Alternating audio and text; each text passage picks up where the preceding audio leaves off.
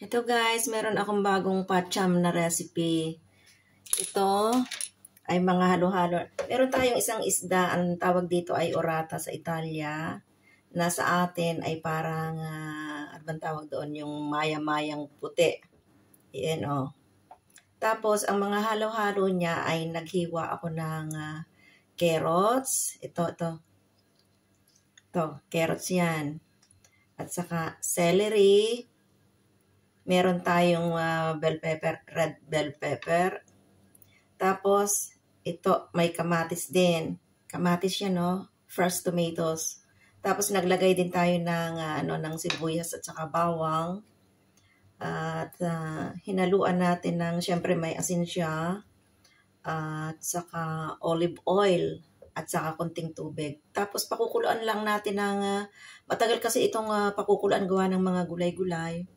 Ito, wala akong kasing sinusunod na mga ingredients. Kumbaga, akin lang tong pansarili lang recipe.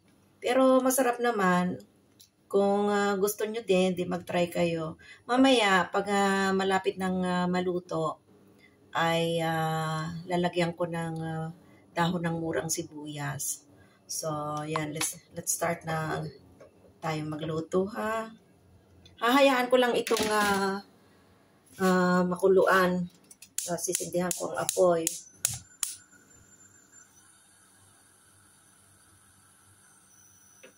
So yan, start na tayo magluto. Hintayin na lang nating kumulo at tatakpan natin.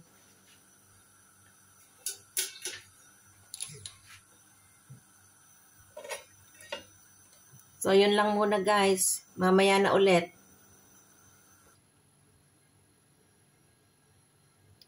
I-check natin ngayon kung ano nang itsura nitong niluluto ko.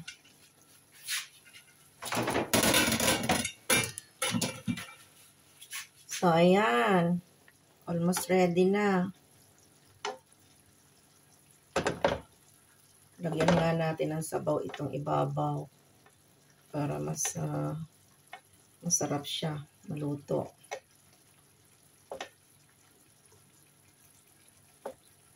Parang kukunti ang sabaw eh. Pupunta kasi dito ang aking brother at saka sister. Tutulungan akong mag-decorate ng Christmas. Pang Christmas kasi bago ako umuwi. Ang request ng matanda ko ay magkabit na daw ako ng Christmas tree at saka mga decoration. Tikman natin.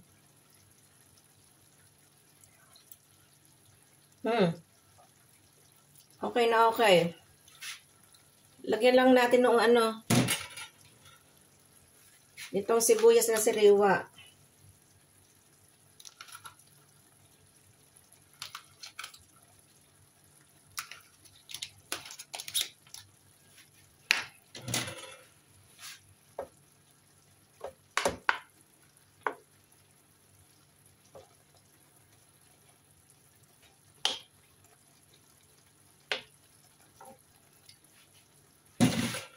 Lagyan ko konting tubig.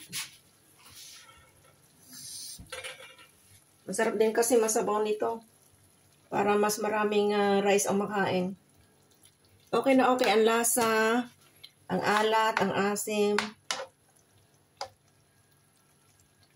Yan. Takloban lang muna natin ng konti. At maya-maya lang ay i-off na natin ang apoy.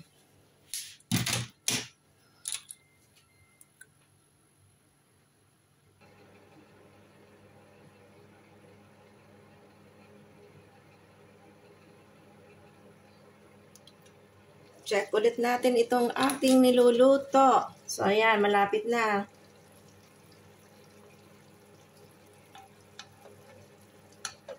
Lagyan lang ko ito sa ibabaw ng pinaka-sauce.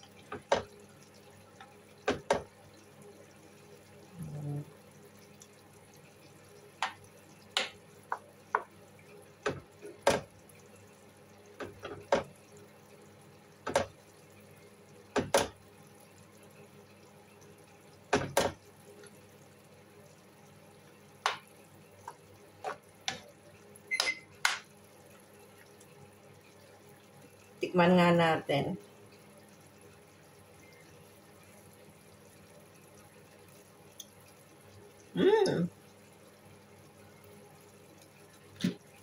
Talagang approve na approve. Subukan nyo rin guys. Okay. I-off ko na itong apoy at luto na ito. Okay, salamat. Yan, off na ang apoy.